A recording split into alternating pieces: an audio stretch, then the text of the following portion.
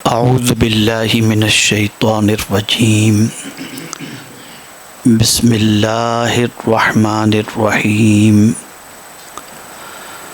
قل هو اللہ احد اللہ الصمد لم یلد ولم یولد ولم یکن له کفوا احد صدق اللہ العظیم۔ الصلاۃ والسلام علیک یا رسول اللہ، الصلاۃ والسلام علیک یا حبیب اللہ،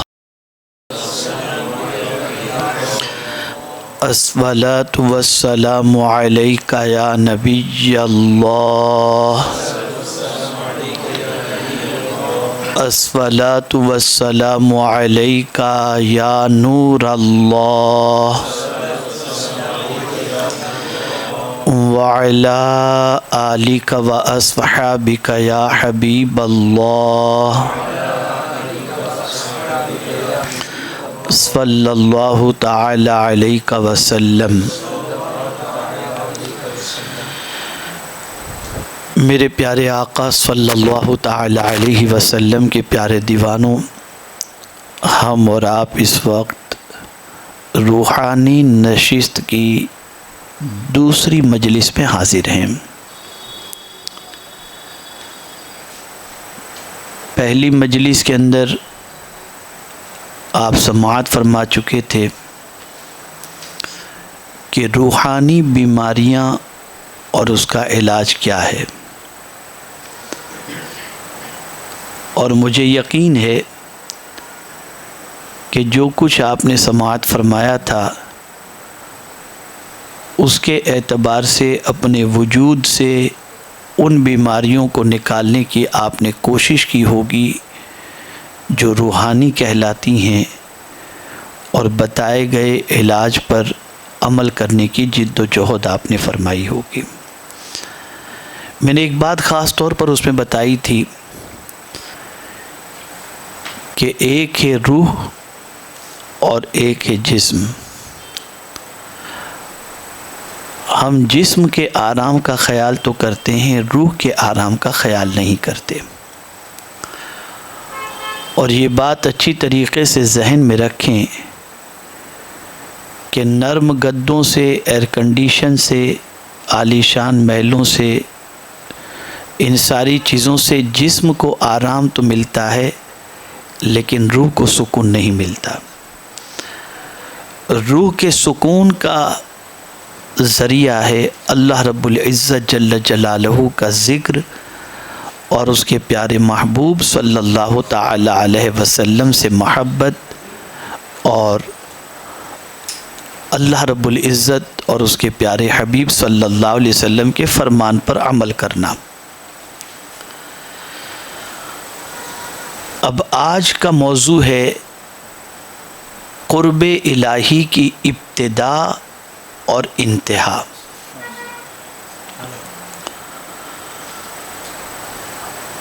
دنیا کا ہر انسان کسی نہ کسی سے قریب ہونا چاہتا ہے، لیکن ایک سوچ ہوتی ہے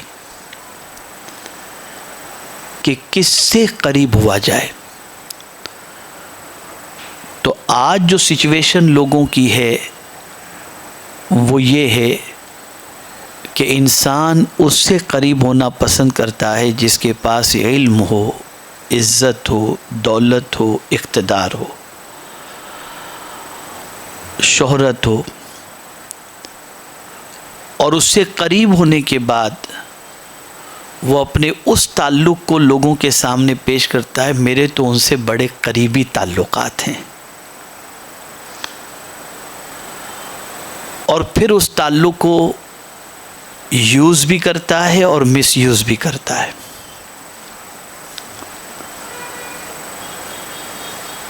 تو کبھی ایسا ہوتا ہے کہ جن کو ہم بہت قریب سمجھتے ہیں وہ بہت دور ہوتے ہیں، اور جن کو بہت دور سمجھتے ہیں وہ بہت قریب ہوتے ہیں۔ اسی لیے مولا علی کرم اللہ تعالی وجہ الکریم نے بڑی پیاری بات فرمائی، ارشاد فرماتے ہیں سچے دوست کو پہچاننا ہو تو کیسے پہچانو؟ اس کی ایک علامت یہ ہے کہ مصیبت میں کون ساتھ کھڑا رہتا ہے اور کون ساتھ چھوڑتا ہے، اس سے تم پہچان لو کہ کون تمہارا دوست ہے اور کون تمہارا دوست نہیں۔ پھر قریب کی جہاں تک بات ہے تو کتنا ہی ہم سے کوئی دوست قریب کیوں نہ ہو، کوئی صاحب اقتدار قریب کیوں نہ ہو، لیکن ہر موقع پر اور ہر جگہ پر وہ ہم سے جو قریب ہونے کا دعویٰ کرتا ہے وہ ہماری مدد کے لیے نہیں آ سکتا۔ مثال کے طور پر ہمارا دوست یا ہمارے وہ لوگ جن سے ہم بہت زیادہ توقع وابستہ کر بیٹھتے ہیں اور جو صاحب اقتدار ہوتے ہیں، صاحب جاہ و حشم ہوتے ہیں،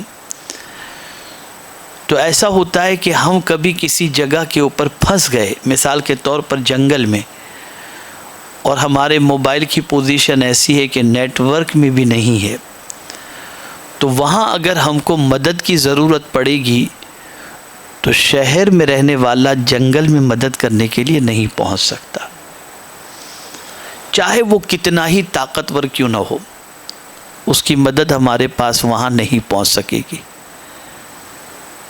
نہ اسے ہماری پریشانی کی خبر ہوگی اور نہ وہ ہماری مدد کر سکے گا۔ لیکن میرے رب کی شان بہت عرف و اعلیٰ ہے، اس نے واضح لفظوں میں فرمایا نحن اولیاؤکم فی الحیات الدنیا وفی الآخرہ، ہم دنیا میں بھی تمہارے مددگار ہیں اور آخرت میں بھی تمہارے مددگار ہیں۔ تو عقل مند آدمی وہ ہے جو ایسے کی قربت کی فکر کرے جس کی قربت ہمیشہ کام آئے، اور کہیں بھی ہم کسی بھی مصیبت میں گرفتار ہوں تو وہ ذات ہماری مصیبت کو دور کرنے کے لیے وہاں پر بھی اپنی مدد بھیج دے یا ہماری مدد فرمائے۔ تو ہم جن لوگوں کے بھی قریب ہونا چاہتے ہیں ان سے قریب ہونے کے لیے کچھ نہ کچھ طریقے ہوتے ہیں، گفٹ دے کر قریب ہو، پیسہ ہو تو قریب ہو،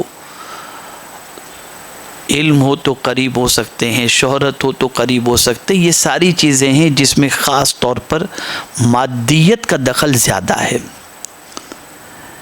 لیکن میرے کریم کی شان بہت عرف و اعلیٰ ہے، وہ اپنے بندے سے قریب تو ہے، خود فرماتا ہے وَإِذَا سَأَلَكَ عِبَادِي أَنِّي فَإِنِّي قَرِيب، میرے محبوب صلی اللہ علیہ وسلم جب آپ سے میرے بندے میرے بارے میں پوچھیں تو آپ کہیے میں بہت قریب ہوں، اور کتنا قریب ہوں اس کو بھی ایک جگہ واضح فرما دیا نحن اقرب الیہ من حبل الورید، ہم تمہاری شہ رگ سے بھی زیادہ قریب ہیں، وہ اتنا قریب ہے۔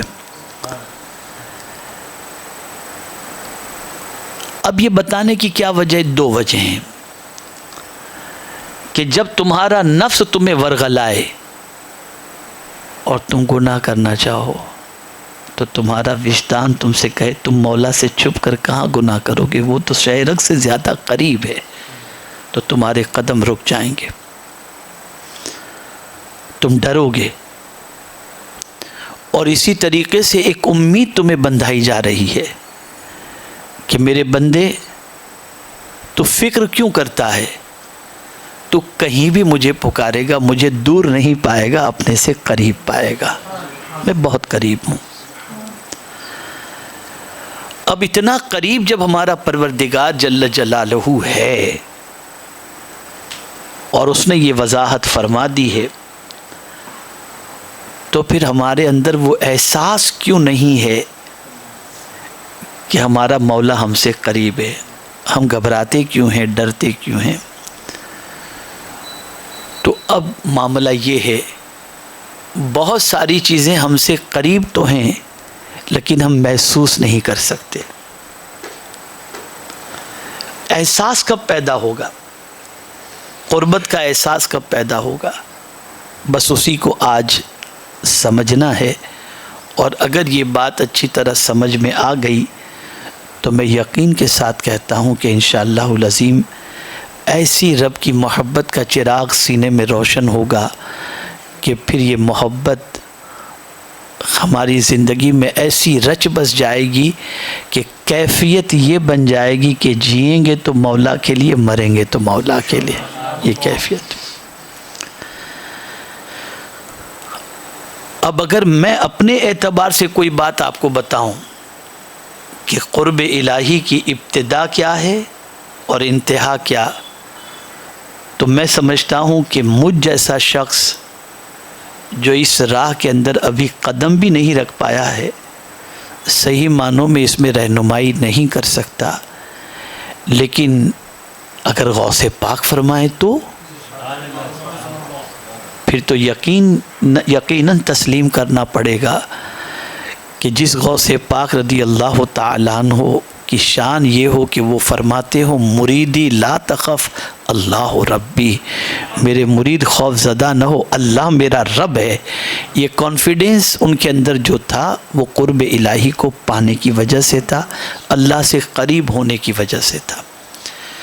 تو آج میں آپ کو سیدنا غوث پاک رضی اللہ تعالیٰ عنہ نے قرب الہی سے متعلق ابتدا اور انتہا جو بتائی فرمائی آپ نے، اسی کا سبق میں آپ کے سامنے پیش کروں گا تاکہ ہم اس راہ کے مسافر سے اور منزل تک پہنچنے والے سے کچھ رہنمائی حاصل کر سکیں۔ سیدنا غوث الثقلین قطب ربانی محبوب حقانی قندیل نورانی میرا شاہ شیخ سیدنا سید عبد القادر جیلانی رضی اللہ تعالیٰ عنہ فرماتے ہیں کہ ایک بزرگ نے مجھ سے خواب میں سوال کیا، یعنی سوال آرڈینری آدمی کی بات نہیں کر رہے ہیں، فرماتے ایک بزرگ نے، اور یہ بات یاد رکھیں اولیاء ملتے ہیں آنکھیں وہ ہے تلوا تیرا، غوث پاک کی شان معمولی شان نہیں ہے۔ سیدنا غوث الثقلین رضی اللہ المولا تبارک و تعالیٰ عنہ کی شان اتنی عرف و اعلیٰ ہے کہ اولیاء بھی آپ کے تلووں پر وہاں پر جو ہے اگر آپ دیکھیں اولیاء ملتے ہیں آنکھیں وہ ہے تلوا تیرا، جس کے تلووں پر اولیاء اپنی آنکھوں کو ملتے ہیں وہ غوث پاک رضی اللہ تعالیٰ عنہ کا تلوا ہے۔ تو اب اتنے عظیم غوث پاک تو ان سے پوچھنے والے بھی عظیم تھے، تو فرماتے خواب میں ایک بزرگ نے مجھ سے سوال کیا۔ اب سوال کیا کیا؟ کس ذریعے سے بندہ اللہ تعالیٰ کے قریب ہوتا ہے؟ تو اب غوث پاک فرماتے تو میں نے جواب دیا، غوث پاک فرماتے ہیں تو میں نے جواب دیا، یعنی قرب الہی کی ابتدا ایک ہے اور قرب الہی کی انتہا ایک ہے، ایک ہے قرب الہی کی ابتدا اور ایک ہے قرب الہی کی انتہا۔ اب اس کی ابتدا کیا ہے؟ تو سیدنا غوث پاک رضی اللہ تعالیٰ عنہ فرماتے ہیں اس کی ابتدا ہے ورع۔ اب آپ سوچتے ہوں گے یہ ورع کیا چیز ہے، میں گزارش کروں گا لکھے نہیں، بعد میں آپ جو ہے ریکارڈیڈ سے نقل کر لیں۔ ورع کیا ہے؟ تو تقوی سے بھی اونچا درجہ ورع کا ہے۔ تقوی کہتے ہیں حرام سے بچنے کو، اور ورع کہتے ہیں مشتبہ چیزوں سے بچنے کو۔ یعنی اگر کوئی شخص حرام سے بچ جاتا ہے تو گویا وہ متقی ہو گیا، اور اگر کوئی شخص مشتبہ چیزوں سے بچ جائے تو اس کو کہتے ہیں ورع۔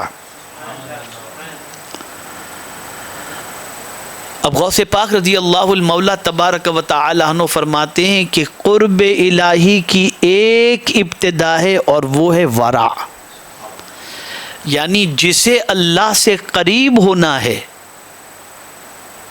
تو اس کا پہلا قدم یہ ہوتا ہے کہ صرف وہ حرام سے نہ بچے، مشتبہ چیزوں سے بھی بچے۔ تو اب یہیں سے واضح ہو گیا کہ ہمارے اندر جو احساس پیدا نہیں ہوتا قرب الہی کا، اللہ کے قرب کا، اس کی سب سے بڑی وجہ یہ ہے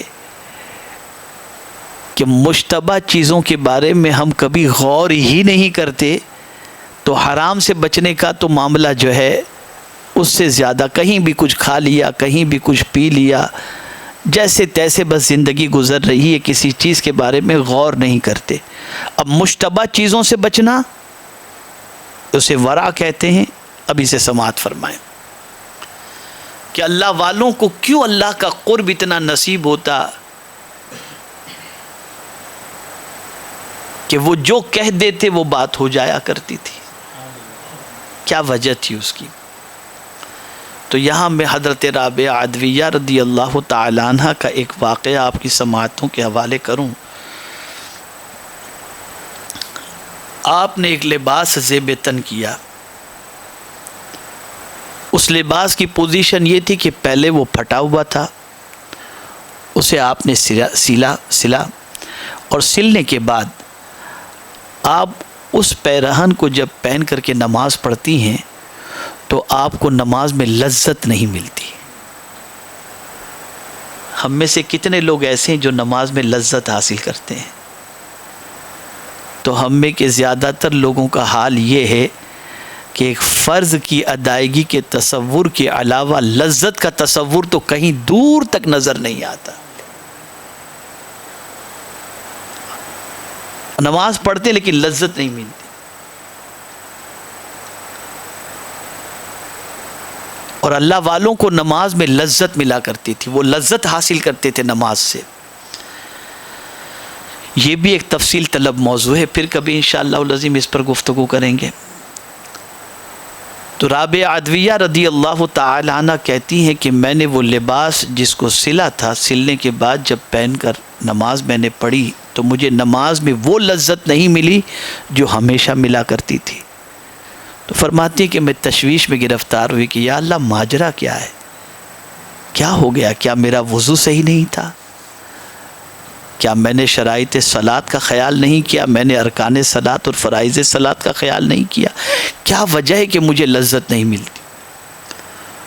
فرماتی بہت غور میں نے کیا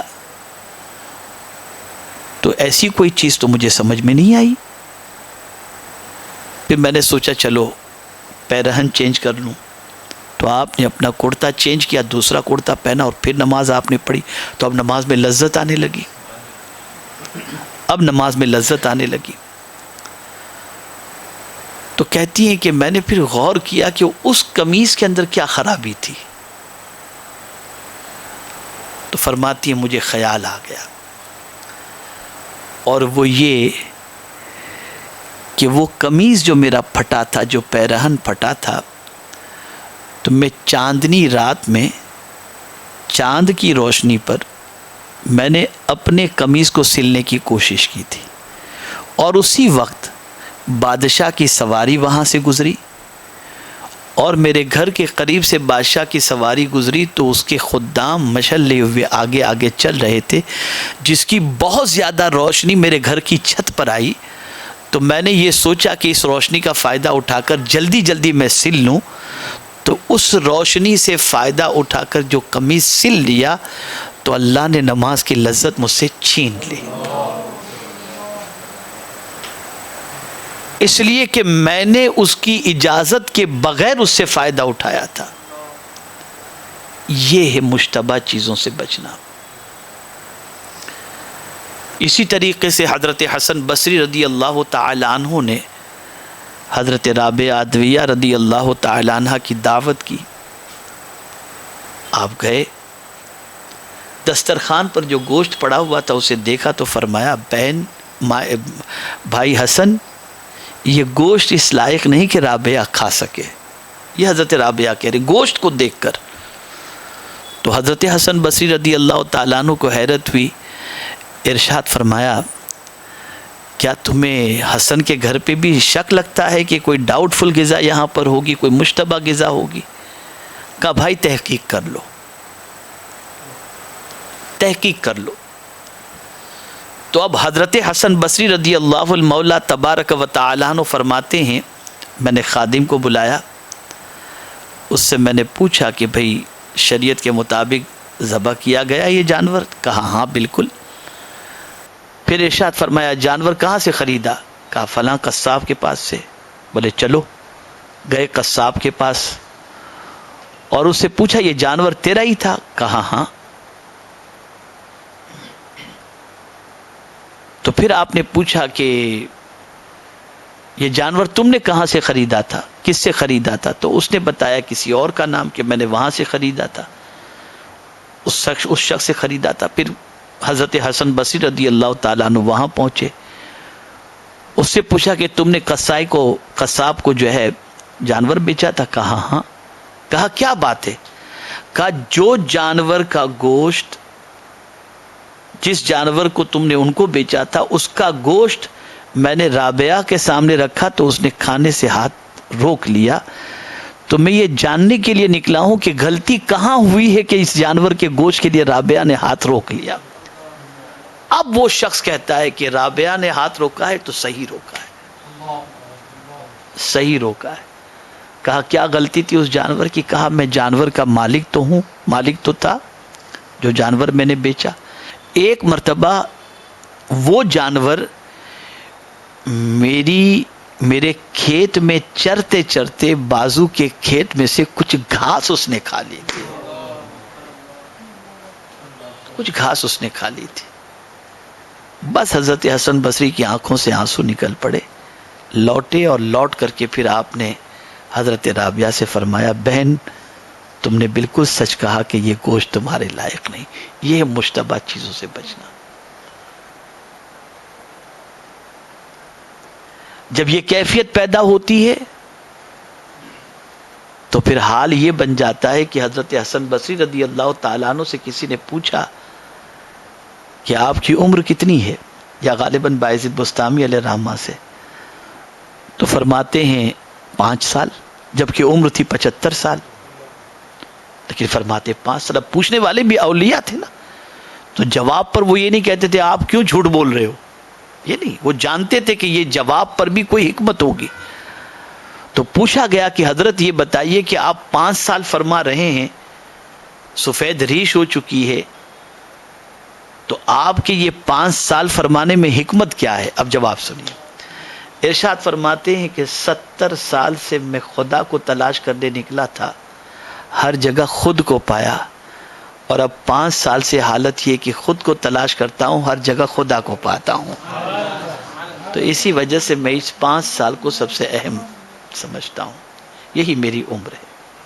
تو پانے کی جستجو جب خدا کو ہو تو پھر کیفیت یہ ہوتی ہے کہ آدمی مشتبہ چیزوں سے بھی بچنے کی کوشش کرتا ہے۔ اب ہو سکتا ہے آپ لوگوں کے ذہن کے اندر یہ بات آئے کہ یہ مقام ورع کا کیسے حاصل ہو، یہ ورع کا مقام جو ہے کہ ہم اس مقام تک پہنچ جائیں، یہ کیسے حاصل ہو؟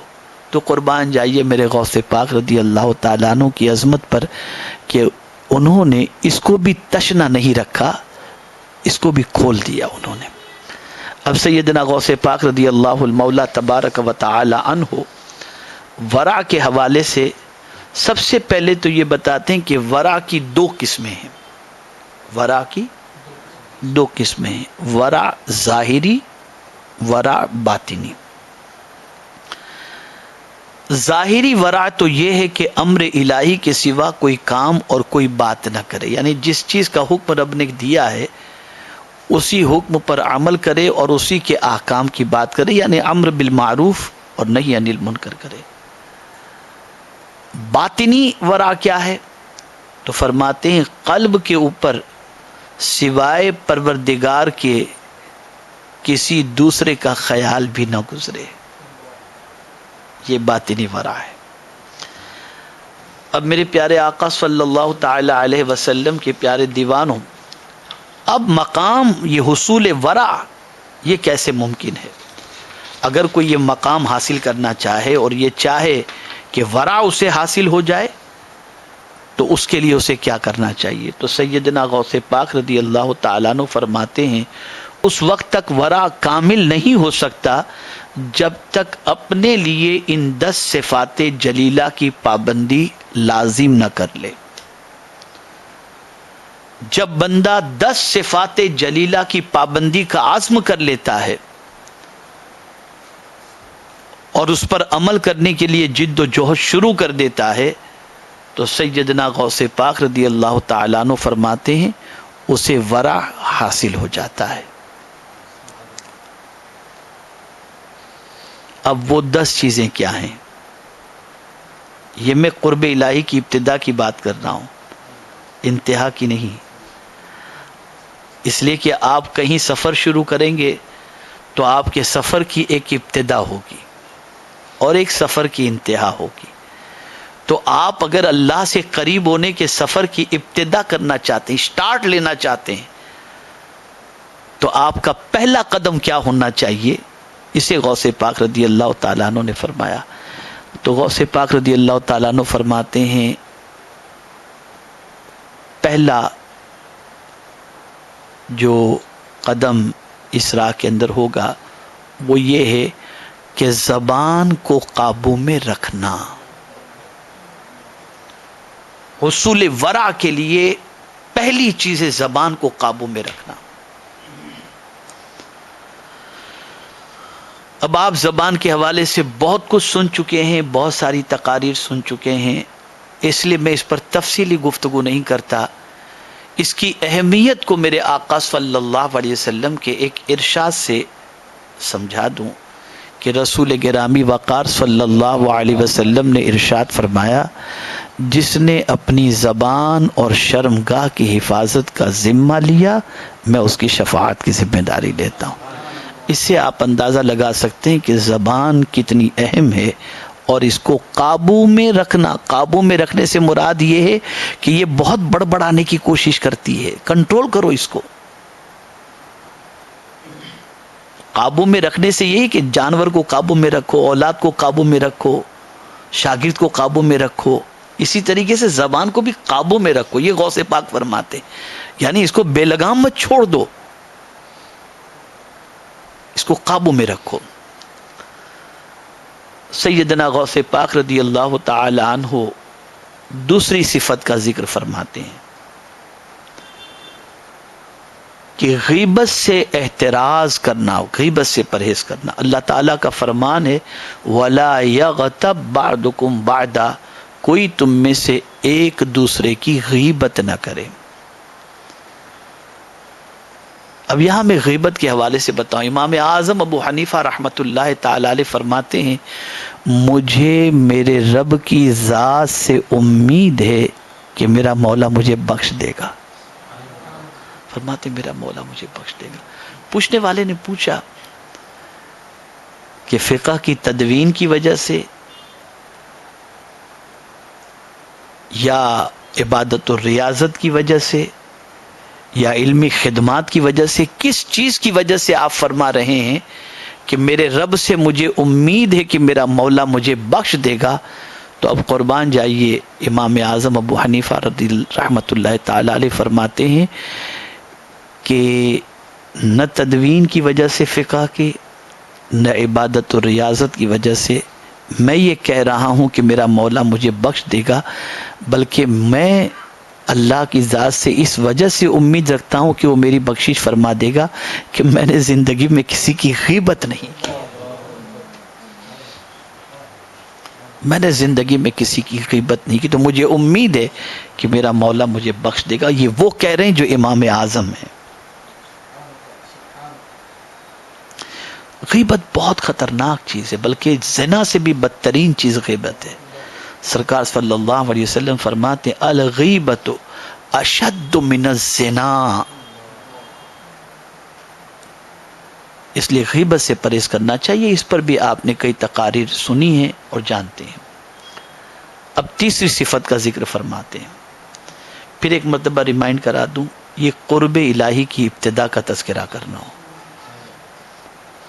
جو ورع کی صفات ہیں ان میں سے 2 صفتیں آپ نے سماعت فرمائی. اب تیسری صفت سماعت فرمائیں.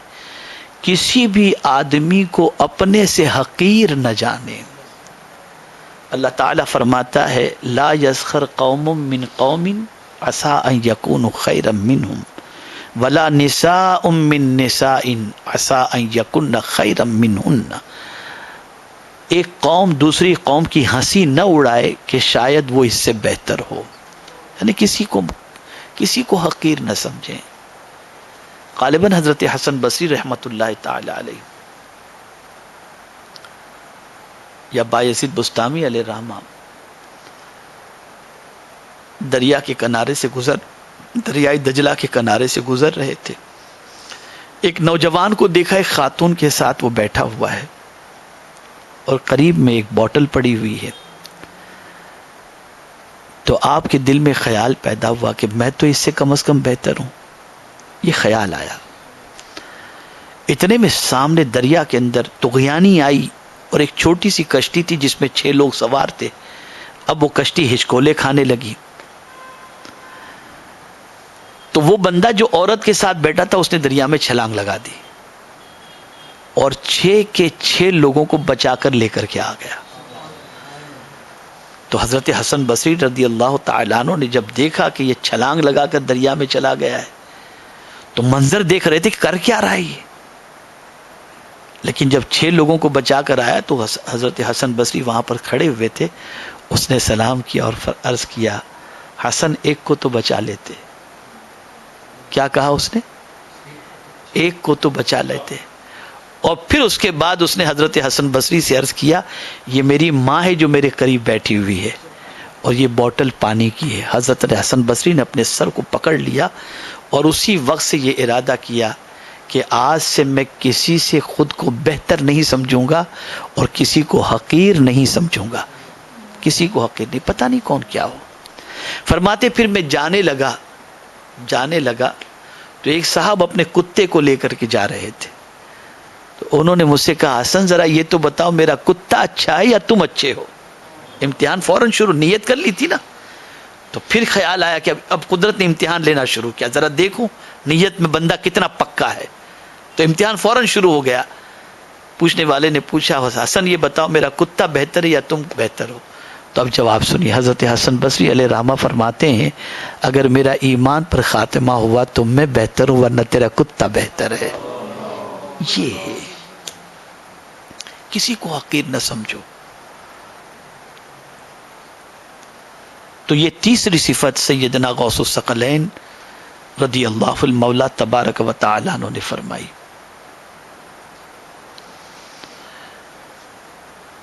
اسی طریقے سے چوتھی صفت ان لوگوں پر نظر نہ ڈالو جو تمہارے لیے حرام ہے، یعنی نظروں کی حفاظت. اس لیے کہ اللہ تعالیٰ نے فرمایا ہے قُلْ لِلْمُؤْمِنِينَ يَغُضُّوا مِنْ أَبْصَارِهِمْ. میرے محبوب صلی اللہ علیہ وسلم مومنوں سے فرما دیں کہ وہ اپنی نگاہوں کو نیچی رکھیں.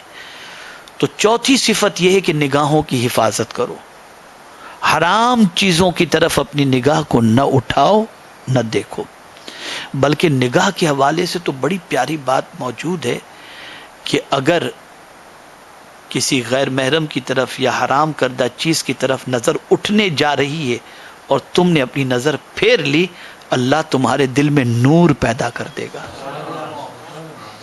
اور جس شخص نے حرام سے اپنی نظر کی حفاظت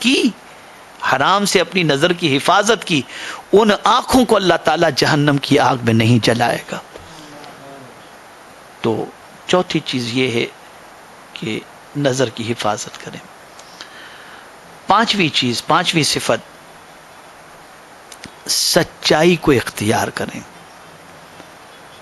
جب بھی بولو کیا بولو؟ سچ بولو. میرے پیارے آقا صلی اللہ تعالی علیہ وسلم کے پیارے دیوانوں، اس لیے قرآن مقدس میں رب قدیر جل جلالہ نے ارشاد فرمایا اذا قلتم فاعدلوا. جب تم کوئی بات کہو تو سچی اور انصاف کی بات کہو. جب بھی زبان کھولو بلکہ قرآن کہتا ہے وَقُلْ لِعِبَادِي يَقُولُ الَّتِي هِيَ أَحْسَنُ، میرے محبوب آپ فرما دیجئے اپنے بندوں سے کہ جب بھی تم کہو تو اچھی بات کہو. تو جو ہے سچی بات. اسی طریقے سے آپ دیکھتے ہوں کہ خطبہ نکاح کے اندر جو ہے وہ نکاح پڑھانے والے جب خطبہ دیتے ہیں قاضی صاحب تو پڑھتے ہیں یا ایھا الذین آمنوا اتقوا اللہ وقولوا قولا سدیدا، اے ایمان والو اللہ سے ڈرو اور بولو، جو بھی بولو وہ سچ بولو، سیدھی بات بولو، سچی بات بولو. یہ خاص طور پر جو ہے وہ خطبہ نکاح کے اندر یہ آیت کریمہ کی تلاوت ہوتی ہے. اور یہاں بھی فرمایا گیا جب کوئی تم بات کہو تو سچ اور انصاف کی کہو. وَإِذَا قُلْتُمْ فَعْدِلُوا، تو پانچویں صفت سچ بولنا. اب یہ سچ پر بھی میں آپ کو اگر عرض کرنے جاؤں گا تو اتنا تفصیلی موضوع ہے کہ سچ صرف زبان کا نہیں ہوتا، کردار کا بھی سچ ہوتا ہے، اخلاق کا بھی سچ ہوتا ہے، قدموں کا بھی سچ ہوتا ہے، نگاہوں کا بھی سچ ہوتا ہے. ان سب کا سچ ہوتا ہے. ہم صرف یہی جانتے ہیں کہ زبان سے سچ بولنا نہیں، بلکہ وجود بھی سچائی پر گواہی دیتا ہو. پھر اس پر کبھی انشاءاللہ العظیم. اب چھٹی چیز غوث پاک رضی اللہ تعالیٰ عنہ فرماتے ہیں، اللہ اکبر اللہ اکبر، فرماتے ہیں انعامات اور احسانات الہی کا اعتراف کرتا رہے، اللہ کے انعام اور اللہ کے احسان کا اعتراف کرتا رہے تاکہ عجب اور غرور میں مبتلا ہونے سے محفوظ رہے. یہ خیال رہے کہ میں کچھ بھی نہیں ہوں، میرے پاس جو کچھ بھی ہے یہ اللہ کا دیا ہوا ہے. تو ہر قدم پر اللہ کا احسان، اللہ عز و جل کا شکر بجا لائے اور اس کے انعامات اور اس کے احسانات کا اعتراف کرتا رہے کہ میرے کریم نے مجھے یہ عطا فرمایا. اب اس کا آسان سا طریقہ میں قرآن کی روشنی میں عرض کر دوں کہ حضرت سلیمان علیہ السلام کے صحابی اور شاگرد نے جب یہ کہا کہ پلک کے جھپکتے میں تخت بلقیس کو لا کر آپ کے سامنے پیش کر دوں گا، اور لا کر کے جب پیش کر دیا تو ہونا تو یہ چاہیے تھا کہ وہ یہ کہتے کہ میرے شاگرد کا جب یہ حال ہے تو میرا حال کیا ہوگا. لیکن قربان جائیے، چونکہ وہ جانتے تھے کہ کیا کہنا چاہیے، نبی تھے، تو انہوں نے فوراً کہا ھذا من فضل ربی، یہ میرے رب کا فضل ہے. تو اللہ کا جب انعام ہو، احسان ہو، تو اپنا کمال کبھی بھی تصور نہ کریں، یہ اس کا فضل تصور کریں اور اس کے انعامات اور احسانات کا اعتراف کریں، تاکہ غرور میں، یعنی آدمی یہ میں بہت کچھ ہوں اور میں نے یہ کچھ بھی نہیں، یہ توجہ نہیں رہے گی بس اس کو. اسی لیے قرآن مقدس میں رب قدیر نے فرمایا بل اللہ یمن علیکم ان ہداکم للایمان، اللہ ہی نے تمہارے اوپر یہ احسان کیا کہ تمہیں فرمایا کہ اس نے تمہیں ایمان کی ہدایت دی. ہمارے اوپر اللہ کا احسان عظیم ہے کہ اس نے ہمیں دولت ایمان بخشی. ایمان بھی اس نے دیا، ہدایت بھی اسی نے عطا فرمائی. تو چھٹی چیز جو ہے وہ یہ ہے کہ انعامات اور احسانات الہی کا اعتراف. ساتویں چیز مال و متاع راہ خدا میں صرف کرتا رہے. یہ نہیں کہ اب اللہ تعالیٰ نے مال و دولت عطا فرمائے تو خوب اپنے لیے جمع کر کے رکھیں، صرف نہ کریں، خرچ نہ کریں، نہیں، بلکہ اولیاء کی شان ہی قرآن نے یہ بیان فرمائی. بلکہ قرآن کھلتا کس پر ہے، قرآن راستہ کس کو دکھاتا ہے، ہدایت کس کو عطا فرماتا ہے، کس کے لیے ہدایت کی کتاب ہے؟ یوں تو سارے انسانوں کے لیے ہے، لیکن قرآن کے اسرار و رموز کھلتے کس کے اوپر ہیں؟ تو قرآن کہتا ہے ھدی للمتقین الذین یؤمنون بالغیب ویقیمون الصلاۃ ومما رزقناہم ینفقون، جو ہمارے لیے ہمارے دیے ہوئے رزق کو ہماری راہ میں خرچ کرتے ہیں. تو ان پر قرآن کھل جاتا ہے، اس کے اسرار و رموز کھل جاتے ہیں. تو مال و متاع کو راہ خدا میں خرچ کرنا. اور یہ بات یاد رکھیں، اللہ کے ولیوں کو لٹانے میں مزہ آتا ہے، لٹنے میں نہیں. اسے ذہن میں رکھیں، انہیں لٹانے میں. اور وہ ایسے لٹانے والے ہوتے ہیں کہ زمین پر تھے تب بھی لٹاتے تھے، اور آج زمین کے اندر ہیں تب بھی لٹا رہے ہیں، اور میدان محشر میں بھی وہ لٹاتے رہیں گے۔ تو مال و متاع راہ خدا میں صرف کرتا رہے کہ اللہ تعالیٰ کا فرمان ہے والذین اذا انفقوا لم یسرفوا ولم یقتروا وکان بین ذلک قواما، وہ لوگ جو خرچ کرتے ہیں تو نہ اسراف کرتے ہیں اور نہ بخل کرتے ہیں، وہ اپنا مال گناہ اور معصیت میں نہیں خرچ کرتے، البتہ نیک راستے میں خرچ کرنے سے باز نہیں رہتے۔ تو حصول ورع کے لیے 7ویں صفت یہ ہے مال و متاع کو راہ خدا میں خرچ کرنا۔ اب 8ویں صفت، اپنی ہی ذات کے لیے بھلائی کا خواہاں نہ رہے اور کبر و غرور سے پاک رہے۔ خالی اپنا ہی بھلا مت سوچو، اپنا بھلا تو کتا بھی سوچتا ہے، مسلمان وہ ہے جو دوسروں کا بھلا سوچے، دوسروں کا فائدہ سوچے۔ جب تک کہ یہ کیفیت پیدا نہیں ہوگی کہ ہم دوسروں کا بھلا سوچنے کا جذبہ اپنے اندر پیدا نہیں کریں گے تو ہمیں ورع حاصل نہیں ہو سکتا۔ اس کے حوالے سے ایک حدیث میں آپ کی گوش گزار کروں، اگر کوئی شخص لوگوں کے لیے، مسلمانوں کے لیے دعا میں اپنا اتنا وقت گزار دیتا ہے کہ خود کے لیے مانگنا بھول جاتا ہے یا وقت چلا جاتا ہے، سرکار فرماتے ہیں صلی اللہ علیہ وسلم لوگوں کے لیے جتنا مانگا اللہ اس سے زیادہ اسے عطا فرما دے۔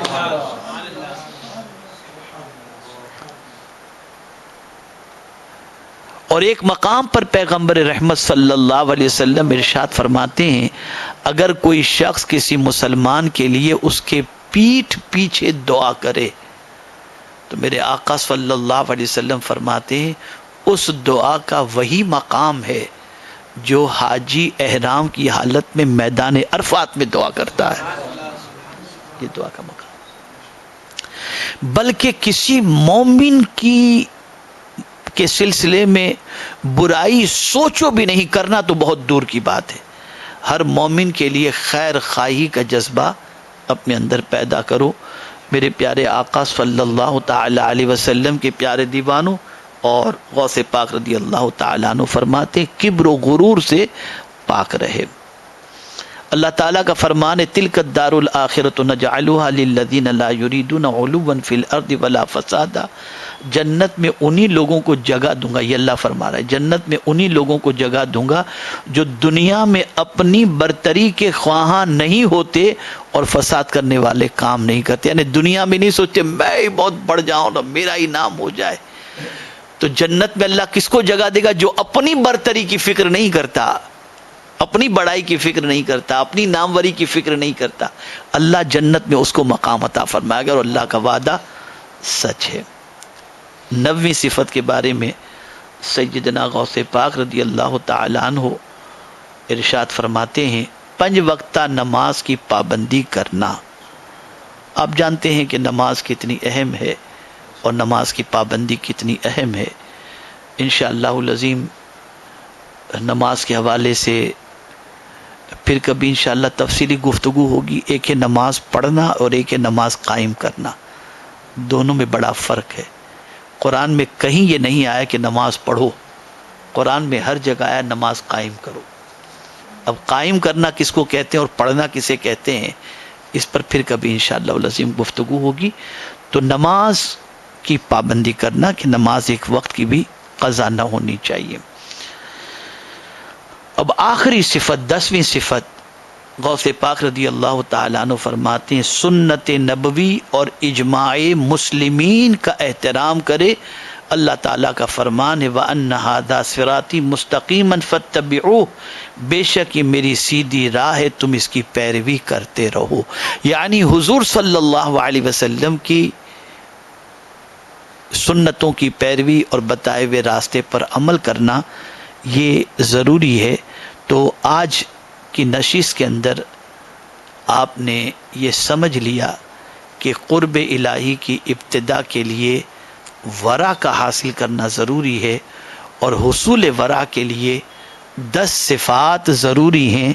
جب ان 10 صفات کو ہم نے اختیار کرنے کا جذبہ اپنے اندر پیدا کر لیا اور ان 10 صفات کو اپنی زندگی میں امپلیمنٹ ہم کریں گے تو ہمارا اللہ کی طرف بڑھنے کے سفر کا آغاز ہوگا. یہ کیا ہوگا؟ آغاز ہوگا. اللہ سے قریب ہونے کے لیے ہمارے سفر کا یہ آغاز ہوگا. تو میرے پیارے آقا صلی اللہ تعالی علیہ وسلم کے پیارے دیوانوں، میں ابھی انتہا کے بارے میں کچھ عرض نہیں کر سکوں گا، اس لیے کہ میں سمجھتا ہوں کہ آج کی اتنی ہی گفتگو اگر دل و دماغ میں محفوظ کر لی جائے تو اور اس پر عمل کی کوشش کی جائے تو ہمارے لیے بڑی کارگر اور بڑی مفید انشاءاللہ ثابت ہوگی. اللہ اچھوں کے صدقے، اچھوں کے راستے پر چلنے کی ہمیں توفیق عطا فرمائے. قرب الہی کی انتہا سے متعلق انشاءاللہ تیسری روحانی نشست میں عرض کرنے کی سعادت حاصل کروں گا. اللہ رب العزت جل جلالہ آقائے کریم رؤوف الرحیم علیہ تحیت و تسلیم کے صدقہ و طفیل مجھے آپ کو سب کو اس راستے پر چلنے کی توفیق نصیب فرمائے، بلکہ راستہ چلنا ہمارے لیے آسان فرمائے. جو راستہ ہمیں اللہ سے ملا دے، اس کے رسول صلی اللہ علیہ وسلم سے ملا دے، اور پروردگار جل جلالہ ہماری روحانی بیماریوں سے ہمیں شفا عطا فرمائے اور ہمیں گناہوں سے بچنے کی توفیق نصیب فرمائے. اور پروردگار جل جلالہ آقائے کریم رؤوف الرحیم علیہ تحیت و تسلیم کی تعلیمات پر عمل کی توفیق نصیب فرمائے.